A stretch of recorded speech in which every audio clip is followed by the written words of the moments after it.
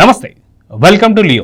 జగన్ అంటే national అనుకుంటేవా, international అంటూ తనకున్న క్యాలిబర్ని దేశాలుగా చాటుతున్నాడు జగన్. అది దేంట్లోనో అంటే మీరే చూడండి. అయితే మొత్తానికి పవర్ పర్చేజ్ అగ్రిమెంట్ల ద్వారా, పీపీఏ ద్వారా తను చేస్తున్నటువంటి యొక్క ఈ కుట్రలన్నిటికీ కూడా ఈరోజు సమాధానం లభించబోతుంది. అయితే మన ప్యానెల్లో పార్టిసిపేట్ చేయబోతున్నారు సీనియర్ జర్నలిస్ట్ అయినటువంటి ఒక సత్యమూర్తి గారు, అదేవిధంగా పొలిటికల్ అనలిస్ట్ అంకమరావు గారు. సార్, మీ ఇద్దరికి నమస్తే. సార్ నమస్కారం అండి. సార్, చూసుకుంటే అంకమరావు గారు, పవర్ పర్చేజ్ అగ్రిమెంట్ కింద చూసుకుంటే దాదాపు 1750 కోట్ల పైచెలకు ఏదైతే కుట్ర జరిగిందన్న సంగతి తెలుస్తుంది. దీనికి సంబంధించి పూర్తిగా ఇన్వాల్వ్ చేసింది, అదిగాక పూర్తిగా ఇరుకులో పెట్టింది మాత్రం మనకు తెలుసు, బాలినేని అని చెప్పేసి. సో దీని గురించి మీరేం చెప్తారు? బాలినేని కాదండి, అమెరికా అంటే స్టాక్ ఎక్స్చేంజ్కి ఆ కంపెనీ లిస్ట్ అయింది. అక్కడ వాళ్ళకి ఇక్కడ సంబంధం లేదు కదా. వాళ్ళకి లిస్ట్ అయినప్పుడు వాళ్ళ కిందే వస్తుంది కాబట్టి, ఎందుకంటే వాళ్ళ ముదుపరులు ఉంటారు కదా అక్కడ. దాన్ని దృష్టిలో పెట్టుకొని వాళ్ళు విచారణ చేస్తే ఈ విషయాలన్నీ బయటకు వచ్చినాయి. ఇక్కడ బాలినేని గారి పాత్ర ఏందంటే, ఆ రోజు ఆయన విద్యుత్ శాఖ మంత్రి. ఇది సెప్టెంబర్ 16న ఒప్పందం కుదిరింది. సెప్టెంబర్ 16, 2021. అంటే 15వ తారీఖు రాష్ట్రానికి అక్కడి నుంచి వచ్చింది సెకీ వాళ్ళు, వాళ్ళతోటి ఒప్పందం ఇది. దానికి సంబంధించింది ఏంటంటే, వాళ్ళు వీళ్ళకి ప్రపోజల్ పెట్టింది ఏంటంటే ₹2.49 కొనమని. కానీ వీళ్ళు ₹2.90 కొన్నారు. దానికి వీళ్ళు ఇప్పుడు రకరకాల కారణం చెప్తున్నారు. అంటే మేము అక్కడి నుంచి ఇక్కడ తీసుకురావడం కోసం ఆ 41 పైసా వెచ్చించాల్సి వచ్చిందని చెప్పని వాళ్ళు చెప్తుంది ఏంటంటే, ఇప్పుడు జరుగుతున్న దాంట్లో బాలినేని శ్రీనివాసరెడ్డి చాలా స్పష్టంగా అర్ధరాత్రి రిపోర్టర్ నాకు చెప్పారు. శ్రీకాంత్ అని చెప్పని ఆ రోజు కార్యదర్శిగా ఉన్నాడు విద్యుత్ దానికి. మరి ఆయన చెప్పిన దాని ప్రకారం అర్ధరాత్రి పడు అంటే, ఇప్పుడు ఇదేంటి, నేనేం చదవలేదు కదా, ఏమీ చేయలేదు కదా, నేను ఇప్పుడు సంతకం పెట్టని చెప్పి తిరస్కరించాను. నాకు తెలియకుండా, నాకు సంబంధం లేకుండా ఆ రోజు ఉన్నటువంటి పెద్ద మంత్రి గారు దీన్ని ఆమోదం చేసుకున్నారు అని చెప్పని ఆయన ఇప్పుడు ఆ బాల్ని తీసుకెళ్ళి వాళ్ళ కోర్టులో వేసాడు. వాస్తవం కూడా జరిగింది అది. చాలామంది మంత్రులకి వాళ్ళ శాఖాపరమైనటువంటి నిర్ణయాలు కానీ సమీక్షలు కానీ ఏ రోజు జరగలేదు. వాళ్ళ దగ్గరికి పంపిస్తే మిగిలిన పేజీలు చూడకుండా ఎక్కడ సంతకాలు పెట్టాలో అక్కడ మాత్రం పెట్టడమే వాళ్ళ విధి. అట్లానే నడిచింది. ఇది కూడా అలానే జరిగింది. దీనికి సంబంధించి మీరు అన్నట్టు 1750 కోట్ల రూపాయలు కుంభకోణం కాదు ఇది.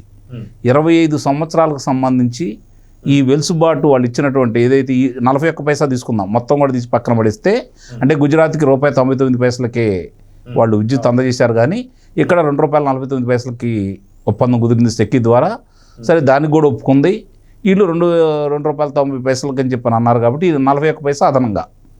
దాన్ని 30 సంవత్సరాల కన్నా మనం చూసుకుంటా ఉంటే దీని మీద రమారమి అప్పటి నుంచి ఇప్పటి వరకు చూసుకుంటా ఉంటే ₹1,00,000 కోట్ల తేడా వస్తుంది. ఈ భారం అంతా పడింది ప్రజల మీదే కదా. ఈరోజు పేర్ని నాని అనే ఒక వ్యక్తి, ఆ రోజు మంత్రివర్గంలో ఉన్న వ్యక్తి వచ్చేసి వివరాలు చూపుతూ పేజీలు తిప్పుతూ, ఆ పేజీలు ఆయనకే కనపడుతుంది, మనకు కనపడవు కదా. రెండోది తిప్పుతూ దాని గురించి ఎప్పుడెప్పుడో ఒప్పందాల గురించి మాట్లాడుకుంటూ వస్తున్నాడు. 5 సంవత్సరాలు అధికారంలో ఎవరున్నారు? 2019 నుంచి 2024 వరకు. ప్రజలకు ఇంత నష్టం జరుగుతూ ఉంటే విద్యుత్ సంస్కరణలు మీరు తీసుకొచ్చామని ఆ రోజు ఒప్పందాలు మీరు రద్దు చేసుకుంటూ రివర్స్ టెండరింగ్ ద్వారా ఇది చేశారు. ఆ రోజు కూడా కేంద్ర ప్రభుత్వం హెచ్చరించింది, విదేశాలతో కూడుకున్న ఒప్పందాలు ఉన్నాయి దీంట్లో, మీరు వీటిని చేయొద్దని చెప్పినా కూడా వినకుండా ఆ రోజు ఒప్పందాలు తీసుకున్నారు వాళ్ళు, వీటిని రద్దు చేసి. మరి ఆ రోజు ఇట్లా జరుగుతుందని చెప్పని ప్రజలకు ఎందుకు వివరించలేదు? దాని మీద ఎందుకు విచారణ చేపట్టలేదు? మిగిలిన విషయాలకు మరి చంద్రబాబు నాయుడు గారిని తీసుకెళ్ళి మరి 52 రోజులు కారాగారంలో పెట్టారు కదా స్కిల్ డెవలప్మెంట్ దాంట్లో. మరి ఈ ఒప్పందంలో ఇంత నష్టం జరిగినప్పుడు అది 300 కోట్ల రూపాయలు, 365 కోట్ల రూపాయలు మొత్తం కలిపి, 370 కోట్ల రూపాయలు మొత్తం కలిపితే, మరి దీనికి సంబంధించి ఇన్ని వేల కోట్ల రూపాయలు అంటే చూస్తే ఎందుకు కూర్చున్నారు? ఎందుకు దాని మీద విచారణ జరపలేదు? ఈరోజు అన్నీ బహిర్గతమై బయటకు వచ్చేసరికి ఇప్పుడు దాకా జగన్మోహన్ రెడ్డి పేరు దక్షిణాది రాష్ట్రాల వరకే పరిమితం. ఎందుకంటే ఇక్కడ కొన్ని ఆయన ఉన్నది బెంగళూరు, హైదరాబాద్లో ఉన్నాడు, అట్లాగే చెన్నైలో ఉన్నాడు కాబట్టి వీటి వరకే పరిమితం. భారతదేశం కూడా మొత్తానికి తెలియదు. ఈరోజు ప్రపంచవ్యాప్తంగా తెలిసిపోయింది. ఈ విషయంలో జగన్మోహన్ రెడ్డి కలిసి వచ్చింది. ఆంధ్ర రాష్ట్రానికి నష్టం జరిగింది, అంతే కదా. కాబట్టి ఈ ఒప్పందాలకు సంబంధించి ఈ ప్రభుత్వానికి సత్యమూర్తి గారు అయాచితంగా దొరికిందండి. ఇప్పుడు అయాచితంగా దొరికినాయి మంచి అవకాశం. గతంలో ఇదే పయ్యావుల కేశవ్ గారు దీని గురించి, ఉదంతం గురించి ఆ ప్రభుత్వం బయటపెట్టాడు కాబట్టి ఇప్పుడు ఈ కూటమికి సదావకాశం ఇది. ఒక్కొక్క కుంభకోణం రోజుకోటి బయటకు వస్తూ ఉన్నాయి. ఇది చాలా పెద్ద కుంభకోణం. దేశ విదేశాల్లో మన పరువు ప్రతిష్ట, దేశ ప్రతిష్టే ఇక్కడ మంట కలిపోయింది. కాబట్టి దీని మీద సత్వరం పైన కింద కూటమి ప్రభుత్వాలు దీని మీద కొంచెం లోతుగా ప్రజల యొక్క ప్రయోజనాలను దృష్టిలో పెట్టుకొని, భారతదేశ పరువును దృష్టిలో పెట్టుకొని చర్యలు తీసుకోవాలని అయితే నేను భావిస్తున్నాను. సత్యమూర్తి గారు, గతంలో కూడా మనం చూసాం, దీని గురించి ఒకసారి డిస్కషన్ కూడా చేసాం. అయితే చాలా కులంకషంగా మీ వివరాలు కూడా చూసాం. సో దీన్ని ప్రజలందరికీ అర్థమయ్యే విధంగా దీనికి చాలా క్లుప్తంగా చెప్పాలంటే మీరు ఎలా చెప్తారు దీని గురించి? క్లుప్తంగా చెప్పాలంటే ఇప్పుడు ఏంటంటే, ఈ అమెరికా న్యాయస్థానంలో ఈ కేసు ఇదంతా రావటం, ఇదంతా గొడవ జరగటం, ఇదంతా చూస్తున్నాం కదా. చాలామంది ఏమంటున్నారంటే, అసలు జగన్మోహన్ రెడ్డి మీద 1750 కోట్లు అంటే అతనికి ఏముందండి, ఇది పెద్ద విషయం అండి. ఆయన తండ్రి అధికారాన్ని అడ్డం పెట్టుకుని 1,00,000 కోట్లు కొట్టేసిన వ్యక్తికి ఈ 1750 కోట్లు పెద్ద విషయం అండి, మీరు ఏదో పెద్ద అమెరికా కోర్టు వాళ్ళు ఏదో పెద్ద చెప్తున్నారు అని అంటున్నారు అందరూ. అంటే అమెరికా న్యాయస్థానంలో ఏంటి అంటే, వాళ్ళు ఈ లంచం ఇవ్వటం నేరం. రూపాయి ఇచ్చినా, 2 రూపాయలు ఇచ్చినా లంచం ఇవ్వటం నేరం. కాబట్టి వాళ్ళు దీన్ని కోట్ చేస్తున్నారు. ఇంత పెద్ద ఎత్తున భారీ ఎత్తున ముడుపులు ఇచ్చి వాళ్ళకి చాలా పెద్ద ఇది. కానీ ఇక్కడ మన జగనన్న అభిమానులు ఏమంటున్నారంటే, 1750 కోట్లే పీనట్స్ అండ్ ఎగ్ పఫ్లు తినడానికి ఉపయోగించినంత కూడా లేదు ఇది అని వాళ్ళు చాలా చాలా బాధపడుతున్నారు. స్థాయిని తగ్గించారు అనుకుంటా. జగన్మోహన్ రెడ్డి స్థాయిని మీరు తగ్గించారండి, ఏంటండి ఇది అని అడుగుతున్నారు. ఇక్కడ ఏంటి అంటే, ఇందాక అంకమరావు గారు చెప్పిన దాంట్లో పెద్ద పాయింట్ ఏంటంటే, జగన్మోహన్ రెడ్డి చేసుకున్న ఈ పవర్ పర్చేజ్ అగ్రిమెంట్ల ప్రభావం ఈ 1750 కోట్లు కాదు, 1,72,000 కోట్ల రూపాయలది. 1,72,000 కోట్ల రూపాయలు with in a span of 25 years మనం కట్టాలి. జగన్మోహన్ రెడ్డి చేసిన పాపానికి పరిహారం మనం చెల్లించాలి. అసలు ఇంకొక విషయం ఏంటంటే, ఇప్పుడు ఈ సెకీతోటి అగ్రిమెంట్ చేసుకున్న తర్వాత, అంకమరావు గారు, సెకీతోటి అగ్రిమెంట్ చేసుకున్న తర్వాత, అంటే ఇది ఏంటి అంటే సోలార్ పవర్. అంటే సూర్య భగవానుడు ఉచితంగా ఇచ్చే విద్యుత్తుని దోసిట్లో పట్టుకొని అమ్ముకోవటం. సింపుల్గా చెప్పాలంటే ఫ్రీగా వచ్చే కరెంటు. మీకు వేరే ఏదైనా జల విద్యుత్ అయితే ఇది ఉండాలి, లేదా థర్మల్ విద్యుత్ అయితే బొగ్గు ఉండాలి, లేకపోతే పవన విద్యుత్ అయితే పెద్ద పెద్ద ఫ్యాన్లు పెట్టాలి. ఇది సూర్యుడు ఇచ్చేది, ఆ ప్యానల్స్ మీద పడుతుంది, కరెంట్ వస్తుంది. గాలి పీల్చుకున్నట్టు ఎండ వస్తే చాలు. ఉచితంగా వచ్చే సూర్యుడు ఇచ్చే కరెంటుని ఇట్లా దోసిట్లో పట్టుకొని అమ్ముకున్నారు. సింపుల్గా చెప్పాలంటే అది. దీన్ని ఓకే, ఈ అగ్రిమెంట్లు ఇవి టెక్నికల్ టర్మ్స్లోకి మనం వెళ్లకుండా మామూలుగా చూసినా కానీ, నువ్వు అగ్రిమెంట్ చేసుకున్నావు కదా, 2021 అగ్రిమెంట్ చేసుకున్నావు కదా, 2020లో 21లో నువ్వు అగ్రిమెంట్ చేసుకున్న తర్వాత 2023కి వచ్చేసరికి నువ్వు థర్మల్ విద్యుత్తుని ఎందుకు కొన్నావు? మిగిలిన సాంప్రదాయేతర ఇంధన వనరుల నుంచి వచ్చే విద్యుత్తుని ఎందుకు కొన్నావు? ఎక్కువ రేటు పెట్టి ఎందుకు కొన్నావు? నీకు చంద్రబాబు నాయుడు మిగులు విద్యుత్తు రాష్ట్రంగా నీకు అప్పగిచ్చాడా లేదా? నువ్వు ఒక్క యూనిట్ కూడా నువ్వు ప్రొడ్యూస్ చేయకుండా నువ్వు ఒకవైపేమో ఇవన్నీ చేసుకున్నావు, అగ్రిమెంట్ చేసుకున్నావు.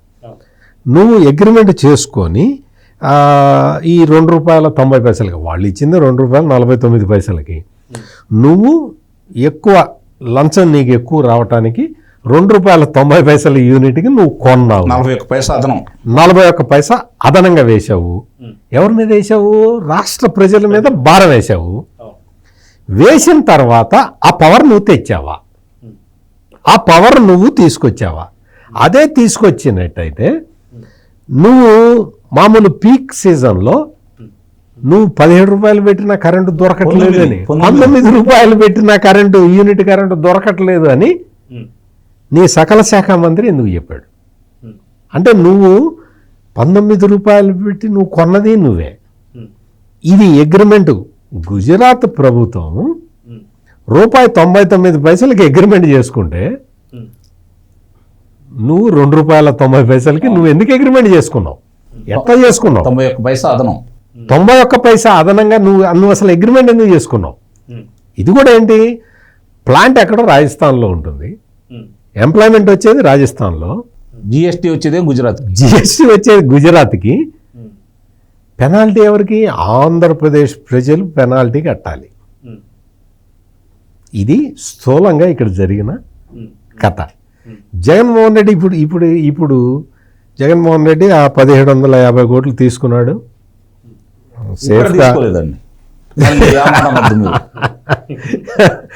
సేఫ్గా ఎక్కడో ఒకటి తీసుకున్నాడు, సూట్ కేసులో పెట్టుకున్నాడు, ఇటు కూర్చున్నాడు. కరెంటు ఛార్జీలు కడుతున్నది మనం. కరెంటు ఛార్జీలు నువ్వు పెంచింది కూడా జగన్మోహన్ రెడ్డి 9 సార్లు పెంచాడు. 9 సార్లు పెంచడమే కాదు, లాస్ట్ ఎలక్షన్ల ముందర ఈఆర్సీని బతిలాడుకొని వద్దు సార్ మీరు కొంచెం ఎలక్షన్లు సార్ పుట్టి మునిగిపోతుంది సార్, మీరు కొంచెం తీర్పు వాయిదా వేయండి అంటే ఆ మహానుభావుడు ఆయన, అంటే ఈఆర్సీ అంటే ఆయన న్యాయమూర్తితో సమానం కాబట్టి మనమేమి బహిరంగంగా కామెంట్ చేయలేం, కానీ జగన్మోహన్ రెడ్డి అడగంగానే ఆయన తీర్పు వాయిదా వేశారు. ఎలక్షన్లు అయిపోయి కూటమి ప్రభుత్వం వచ్చిన తర్వాత జడ్జిమెంట్ ఇచ్చారు. ఆ డబ్బులు ఇప్పుడు కడుతున్నాం. ఈఆర్సీ ఓకే చేసింది ఎప్పుడు? ఎలక్షన్లకు ముందు. ఈఆర్సీ చెప్పింది ఎప్పుడు? ఎలక్షన్ల తర్వాత. ఇప్పుడు అది వసూలు చేయాలా చేయకూడదా? చేయాలా వద్దా? చేయాలా వద్దా? చేయాలా వద్దా? ఇప్పుడు వద్దు అంటే ఈఆర్సీ తీర్పును మనం ధిక్కరించినట్టు. చేస్తే జగన్మోహన్ రెడ్డి అప్పుడే ఆల్రెడీ మైక్ పట్టుకొని చెప్తూ ఉన్నాడు, చంద్రబాబు నాయుడు చేసేసాడు, చంద్రబాబు నాయుడు చేసింది ఎవరు? నువ్వు యూనిట్ కాస్ట్ పెంచింది నువ్వు, ఆ లాస్ని విద్యుత్ సంస్థల మీద వేసింది నువ్వు. వేసిన తర్వాత తీర్పు వచ్చిన తర్వాత ఆ తీర్పుని ఇంప్లిమెంట్ చేస్తే పెంచుతున్నాడు అని నువ్వు వేలు చూపిస్తున్నావు. ఇప్పుడు అసలు విషయం ఈ అమెరికా న్యాయస్థానాలు వాటిట్లో వీటిట్లో వచ్చేసింది కాబట్టి నీ మొత్తం క్లియర్ కట్గా పేరు కూడా వచ్చింది, మొత్తం అన్ని డీటెయిల్స్ మామూలుగా అంత ముందర కంపెనీ అక్కడ ఉన్నటువంటి స్టాక్ ఎక్స్చేంజ్ లిస్ట్ అయింది కాబట్టి బాధ్యత వాళ్ళు తీసుకున్నారు. వాళ్ళు మామూలుగా ఏంటంటే మొహాట పడుతూ చాలా సంస్థల పేర్లు చెప్పవు, పాపం వీళ్ళకి తెలియదుగా. జగన్మోహన్ రెడ్డి చాలా శక్తిమంతుడు, 1750 కోట్లు తీసుకోవటం అంటే ఆయనకి ఇన్సల్ట్ అని వాళ్ళకి తెలియదు కదా, అందుకని వాళ్ళు పేరు చెప్పేశారు. అది వైసీపీ వాళ్ళేమో మనకి అవమాన భారంగా ఫీల్ అవుతున్నారు. మా అన్న ఇంత చిన్న లంచం తీసుకోవడం లేకుండా మరి మీరు ఇంత చిన్న లంచం తీసుకోవటం ఏంటి? అది కాదు దేశం కానీ దేశంలో ఇది ఇప్పుడు ఏంటి అంటే, ఇప్పుడు మామూలుగా జగన్మోహన్ రెడ్డి వచ్చి చెప్తాడు, పేర్ని నాని వచ్చి చెప్తాడు, వాళ్ళందరూ రకరకాలుగా అందరూ వచ్చి చెప్తారు. కానీ ఆ రోజు పేర్ని నాని మంత్రివర్గంలో లేడు. ఆ రోజు మంత్రివర్గంలో ఉన్న వ్యక్తి, విద్యుత్ శాఖని నిర్వహించే వ్యక్తి బాలినేని శ్రీనివాసరెడ్డి. మంత్రివర్గంలో ఉన్నాడు 2021. పేర్ని నాని ఉన్న విద్యుత్ శాఖ కాదు. నేను చెప్తున్నది ఏంటంటే ఆ రోజు విద్యుత్ శాఖ మంత్రి బాలినేని శ్రీనివాసరెడ్డి. బాలినేని శ్రీనివాసరెడ్డి దగ్గరికి ఫైల్ తీసుకొచ్చి సంతకం పెట్టమని అడిగారు. ఇదేందా ఈ అగ్రిమెంట్? మరి నేను చదవాలి కదా అర్ధరాత్రి పూట. అప్పుడే ఆయన ఏం పనిలో ఉన్నాడు మనకు తెలియదు కదా. ఇప్పుడు ఏందా నేను తర్వాత చెప్తాలే, చదివిన తర్వాత పెడతాను, అదేందో చెప్పండి అంటే లేదు క్లియర్ కట్గా చెప్పాడు ఆఫీసర్ శ్రీకాంత్. జగన్మోహన్ రెడ్డి గారు సంతకం పెట్టమన్నారు, చదవమనలేదు, నాకు చెప్పమని లేదు, అందుకని మీరు చదవద్దు, నేను చెప్పను, నువ్వైతే సంతకం పెట్టు అన్నాడు. ఈయనకి భయం పుట్టి అదేం అగ్రిమెంటో అంటే జగన్మోహన్ రెడ్డి గురించి అంకమరావు గారికి నాకు మీకు తెలిసిన దానికన్నా ఎక్కువ బాలినేని శ్రీనివాసరెడ్డికి తెలుసు కాబట్టి అందులో ఏమి రాశాడో, అందులో ఏమి మతలబు పెట్టాడో, మేనల్లుడు వరుస అవుతాడు అనుకుంటా. మేనల్లుడు వరుస అవుతాడు.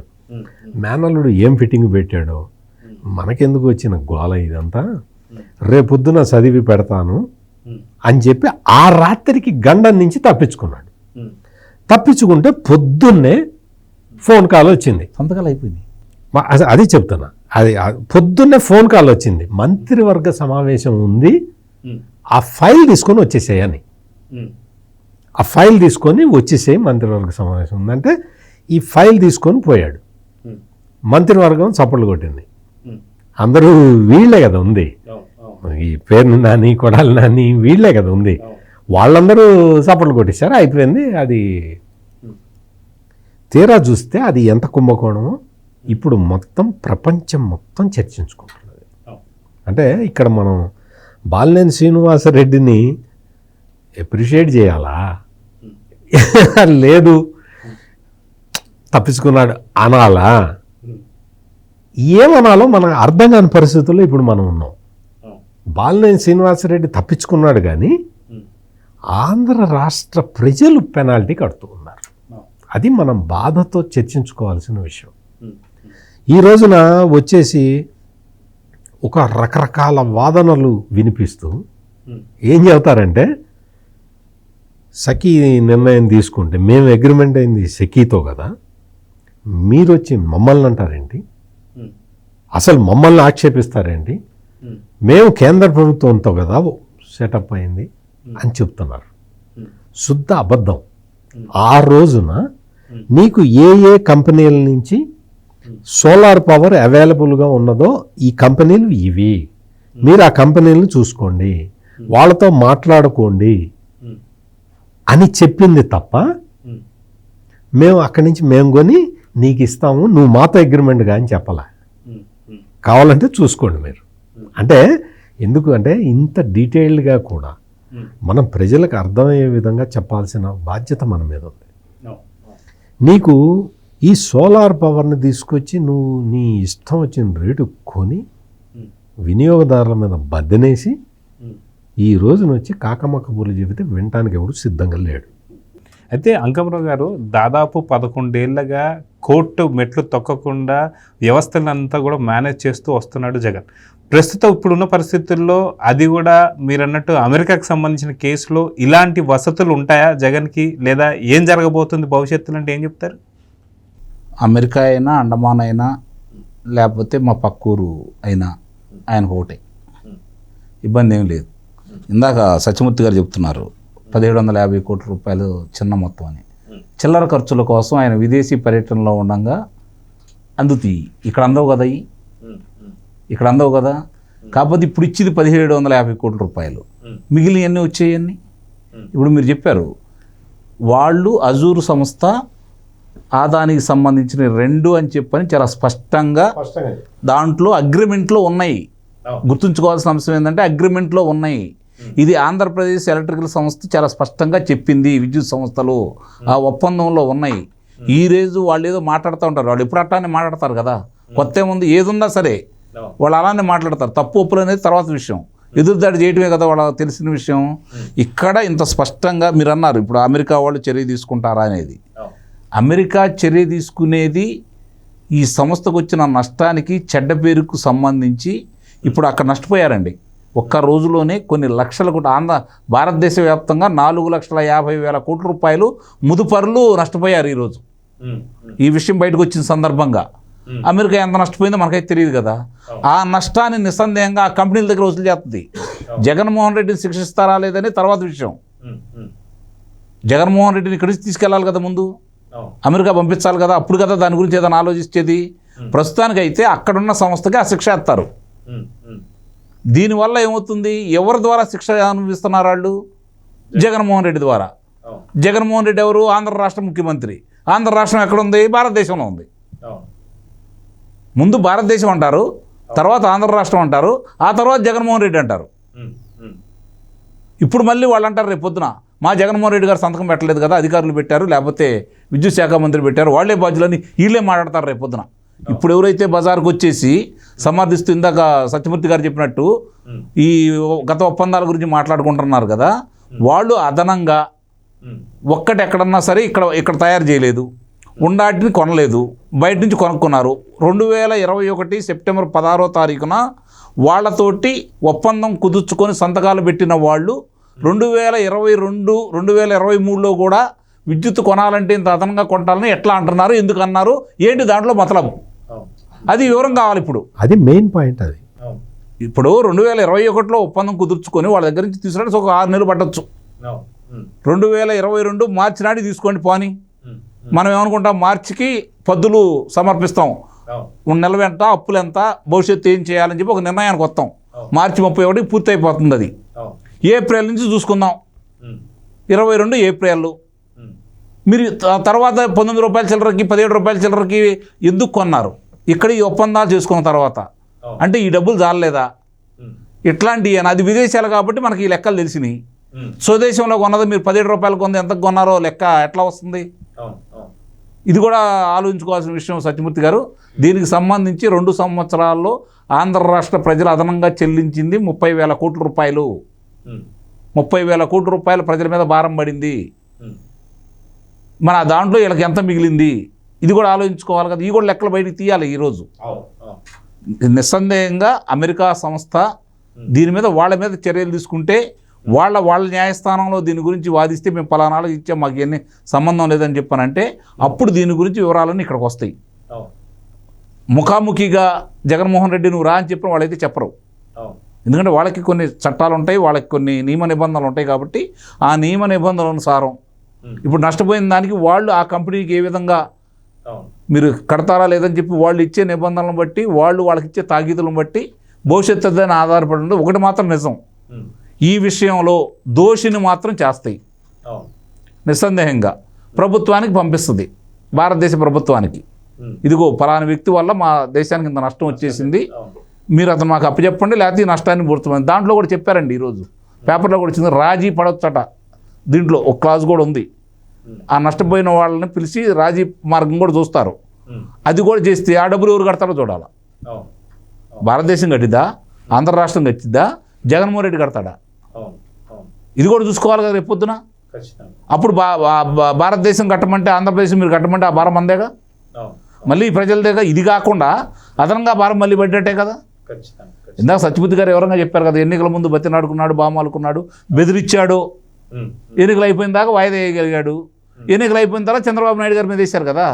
రేపు పొద్దున కూడా ఇదే మాట్లాడతారు, చూసారా ఈ ప్రభుత్వం వచ్చిన తర్వాత భారం పడింది, ఈ డబ్బులు వీళ్ళు కడుతున్నారు అని చెప్పని వాళ్ళు అలానే మాట్లాడుతూ ఉంటారు. ఆ మాటలకి వాళ్ళు మూతులకి కుట్లు పడాలన్నా, ఆ మాటలు ఆగిపోవాలన్నా మీ వంతు ప్రయత్నం మీరు చేయండి.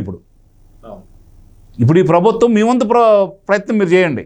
ఆ రోజు పయ్యవల కేశవ్ గారు వివరంగా చెప్పారు కదా, దీన్ని ఆధారం చేసుకొని దానికి సంబంధించిన అధికారులు కావచ్చు, మంత్రులు కావచ్చు, ముఖ్యమంత్రి కావచ్చు, వాళ్ళ మీద అభియోగాలు మోపండి, విచారణ ప్రారంభించండి, అన్ని విషయాలు అయ్యే బయటకు వస్తాయి. ఇంకొకటి ఏంటంటే చాలామంది వైసీపీ వాళ్ళు ఏమనుకుంటున్నారంటే, ఇది ఏదో అమెరికా ఫెడరల్ కోర్టులో కేసు, తీసుకెళ్తే అదాని కంపెనీ వాళ్ళని తీసుకెళ్తారు, జగన్మోహన్ రెడ్డిని తీసుకెళ్లరు అని చాలా ఆనందంగా ఉన్నారు వైసీపీ వాళ్ళు. నేను ఇక్కడ ఈ సందర్భంగా ఒక విషయం చెప్పదలుచుకున్నా. ఏంటి అంటే, కేసు అమెరికా కోర్టులోనే ఉంది, కేసు ఉన్నది కూడా అదానీ కంపెనీలు వాళ్ళకి సంబంధించిందే. అయినా సరే ఈ మొత్తం ఈ కేసుకి సంబంధించి వాదోపవాదాలు జరిగి ఒక డెసిషన్కి వచ్చిన తర్వాత, ఈ నేరం రుజువు అయిన తర్వాత, నేరం రుజువు కావటం అంటే ఏంటి, లంచాలు ఇచ్చి కాంట్రాక్ట్ తెచ్చుకున్నారు అనే అభియోగం గనక రేపు రుజువైన తర్వాత భారత ప్రభుత్వం దాని మీద ఫర్దర్ యాక్షన్ తీసుకోవాల్సి ఉంటుంది. ఇంకోటండి, ఇంకోటి పారదర్శకంగా ఉందని చెప్పుకోవడం కోసం సెకీని ఉపయోగించుకున్నారు. ఆ సెకీని అడ్డం పెట్టుకొని చేశారు ఇదంతా. ఒకవేళ అమెరికా కోర్టులో గనక ఈ నేరాలు రుజువైతే అంటే 1750 కోట్ల రూపాయలు ఇక్కడ జగన్మోహన్ రెడ్డికి ఇచ్చినట్టుగా అక్కడ నిర్ధారణ అయితే ఇక్కడ ఎన్ఫోర్స్మెంట్ డైరెక్టరేట్ రంగంలో దిగుతుంది.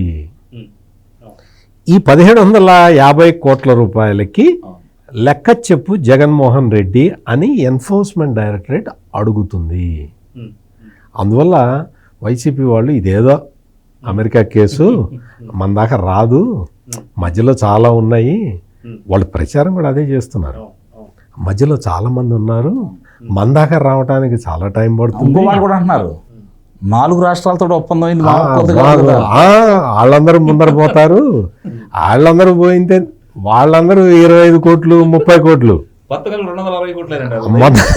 కలిపి 260 కోట్లు మంది ఒకటే గన్ షాట్ అనమాట. అంటే ఈ గన్ షాట్ కొట్టిన వ్యక్తులు ఏమంటున్నారంటే అవన్నీ కావాలి, మధ్యలో ఇంకా చాలా మంది ఉన్నారు, వాళ్ళందరిది అయిన తర్వాత కదా అన్న దగ్గరికి వచ్చేది, అప్పటి వరకు అన్న సేఫ్ అని వీళ్ళందరూ లెక్కలు వేసుకుంటున్నారు. బ్రదర్స్, ఆ లెక్కలన్నీ తప్పు. ఎందుకు అంటే అమెరికా కోర్టులో ప్రూవ్ కాగానే వాళ్ళు ఖచ్చితంగా దాన్ని తీసుకొని ఎన్ఫోర్స్మెంట్ డైరెక్టరేట్కి రిఫర్ చేస్తారు. Indian government will refer to enforcement directorate. Enforcement directorate ఇమ్మీడియట్గా ఈ 1750 కోట్ల రూపాయలు నీకు ముట్టినట్టు అమెరికా కోర్టు నిర్ధారించింది కాబట్టి ఇమ్మీడియట్గా బిడ్డ వచ్చి ఇక్కడ కూర్చొని మాకు సమాధానం చెప్పు అని అడుగుతారు. అందువల్ల ఎక్కువ సంతోషపడద్దు, ఈ పేరుని నాని వీళ్ళందరూ కూడా ఎక్కువ సంతోషపడక్కర్లేదు, ముందుంది ముసళ్ళ పండుగ. అయితే మన గతంలో చూసుకుంటే దాదాపు ఏవైతే ఈ 1750 కోట్లకు సంబంధించి వీళ్ళు ఎంతో ఆనందపడుతున్నట్టు మనకు అర్థమవుతూ వస్తుంది. కానీ ఒకవేళ నిజంగా నిర్ధారణ అయితే నిజంగా ఏపీలో 11 ఏళ్ళగా కోట్లకి రాకుండా వాయిదాలకి మీద వాయిదాలు 3000 వాయిదాలు, అది కూడా ఒక రికార్డు, పెద్ద రికార్డు అనుకోవచ్చు. ఇలాంటి పరిస్థితులు ఉంటాయంటారా అమెరికాకి సంబంధించి? ఈ కేసు వేరు, ఆ కేసు వేరు.